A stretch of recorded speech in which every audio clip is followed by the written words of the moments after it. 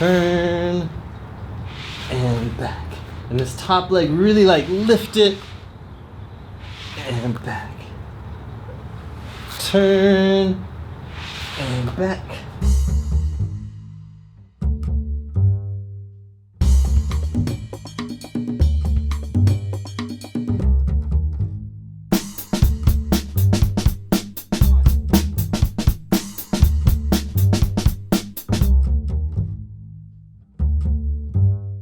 What's up, y'all? This is Vincanity, and welcome to VincaniTV, the channel that teaches you about breaking and the hip-hop culture. Today we're going to be continuing with our series on things you need to know before you try to windmill. A couple weeks ago we worked on a technique which was the cricket to the pilot freeze, and basically I gave a beginner approach to going from here to here. Today I'm going to be sharing a more advanced version of this, which is basically if you are already comfortable with the technique we did in the first video, then you would move on to this. When you have a little bit more balance, control, and strength, this is what you want to try.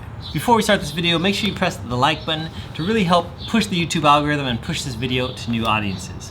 Also, if you need extra help with your breaking, make sure you click the link below, hop into one of my weekly beginner or intermediate breaking classes today. We do classes every single Tuesday at 4 p.m.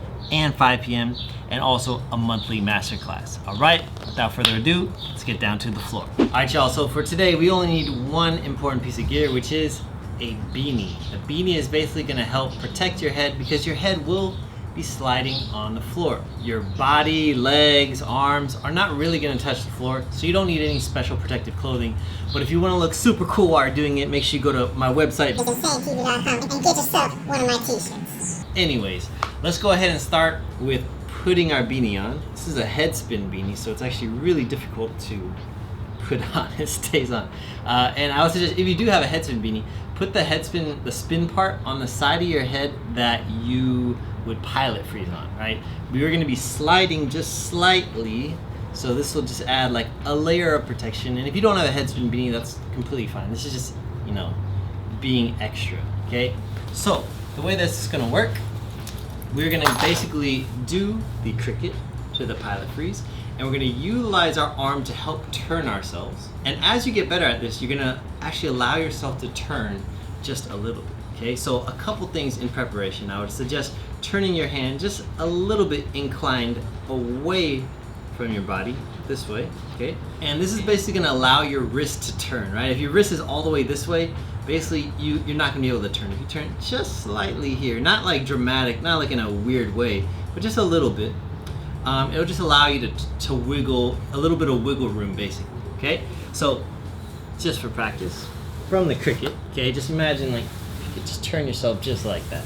That's about it, okay?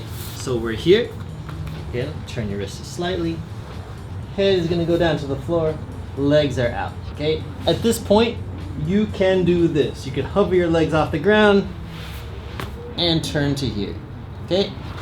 Basically, what we wanna practice is getting this 45-degree turn with our body, right? So our head will go from facing the front to the side. And if you could do more than that, great, right? But we want to be able to turn from here to here. This is gonna really assist us in when we're dropping into a windmill, we actually wanna have that slight turn as well. We don't wanna just go from here and drop.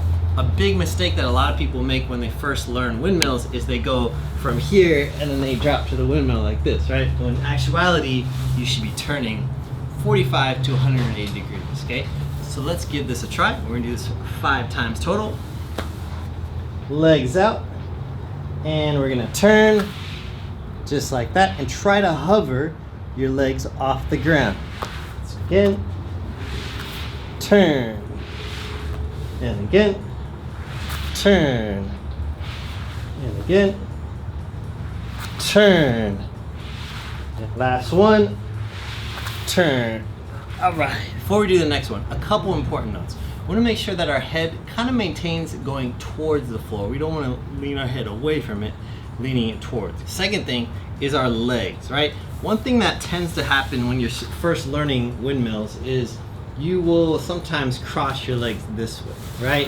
Which is not what we want to do. We want to achieve holding our hips open wide the entire time and almost pretend there's almost like a brace holding your legs apart the whole time.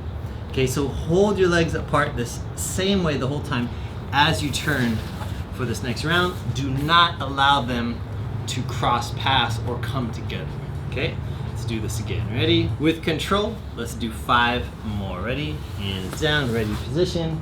Hover your legs out, and we go turn. Just like that, keeping your legs apart, and back. Go again, turn, and back. Turn, and back. And this top leg, really like lift it, and back. Turn, and back. Last one, really lift that leg up. Ready, and go. Turn, and back. Nice job, y'all. And if this is a little bit too hard for you, what you can do is actually put your leg down in between each one. Eventually, you do want to be able to have the control to turn yourself and keep your legs off the ground. But if you can't do that at this very single moment, don't worry. That's kind of what we want to work up to. And this is basically building that control to turn yourself into the windmill. A lot of people hop into windmills and they just don't have that strength.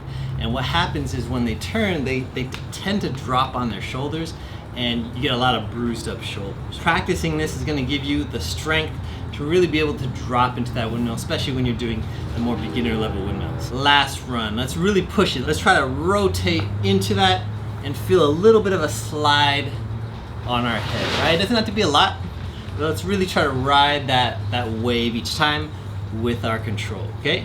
Here we go. Beanie's back on. Ready?